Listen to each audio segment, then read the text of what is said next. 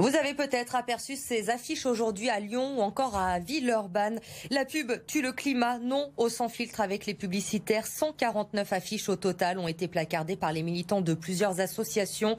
Un chiffre qui n'a pas été choisi au hasard, c'est le nombre de propositions qui sont ressorties de la Convention citoyenne pour le climat. Dans le même temps, la métropole de Lyon a profité de la journée mondiale contre la publicité pour s'engager pour la réduction de la pub au profit d'espaces de création artistique. Exemple à Villeurbanne avec la création d'une fresque. Jérôme Jarny.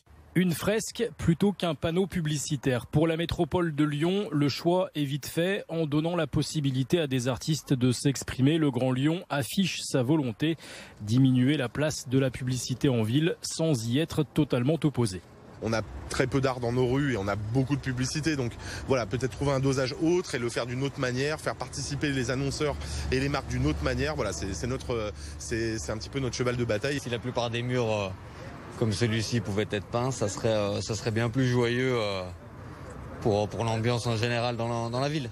En plein cœur du quartier du Tonkin à Villeurbanne, cette réalisation de 100 mètres carrés se veut d'abord symbolique, comme si la nature reprenait ses droits. À quelques mètres de là, ce panneau va disparaître, tout comme 44 autres dans toute la métropole. Et ce n'est pas tout. Nous allons d'abord interdire les écrans numériques sur l'espace public qui était prévu, notamment à Lyon, pour diminuer petit à petit la pression publicitaire, les bâches publicitaires, la taille des panneaux. Nous avons une volonté progressivement de diminuer la place de la publicité et de redonner de l'espace à d'autres usages. D'ici 2022, un nouveau règlement local de publicité sera voté en conseil communautaire. Cette réduction de la publicité représentera tout de même un manque à gagner de plusieurs dizaines de milliers d'euros pour la métropole de Lyon.